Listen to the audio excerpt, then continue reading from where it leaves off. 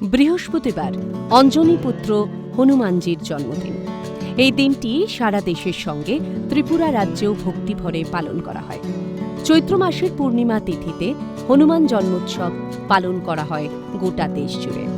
আগরতলার বিভিন্ন মন্দিরের পাশাপাশি মহা ধুমধামের সঙ্গে লক্ষ্মীনারায়ণ বাড়িতেও পালিত হয় হনুমান জন্মোৎসব। রাজ্যের বিভিন্ন প্রান্ত থেকে ভক্তরা ভিড় জমান লক্ষ্মীনারায়ণ বাড়িতে।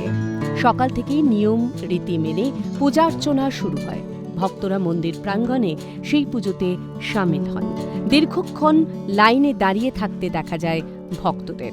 এলাকার মানুষের কাছে জানা যায়, সেখানকার ধর্মপ্রাণ কিছু মানুষ 40 বছর আগে একটি শনি মন্দির স্থাপন করেন।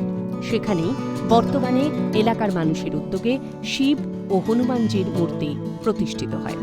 পুজো শেষে ভক্তদের মধ্যে প্রসাদ বিতরণেরও ব্যবস্থা করা হয়েছে বলে জানান পূজা কমিটির সদস্য। এই উৎসব উপলক্ষে সন্ধেবেলা সাংস্কৃতিক অনুষ্ঠানেরও আয়োজন করা হয়। ভজন কীর্তন, হনুমান চালিসা পাঠেরও ব্যবস্থা করা হয়েছে। ভারত সেবাশ্রমের সাধু সন্তরা একটি মহাযজ্ঞের আয়োজন করেছেন বলেও জানান পূজা কমিটির সদস্য। আজকে হনুমান জন্মতিথি পালন করে পূর্ণিমা লগ্নে সেই ঘোর অন্ধকার থেকেই পুজো অর্চনা শুরু হয়েছে এবং আজকে দিনের বেলার এই পুজোর শেষে মানুষের মধ্যে প্রসাদ বিতরণ ইত্যাদির আয়োজন করেছে।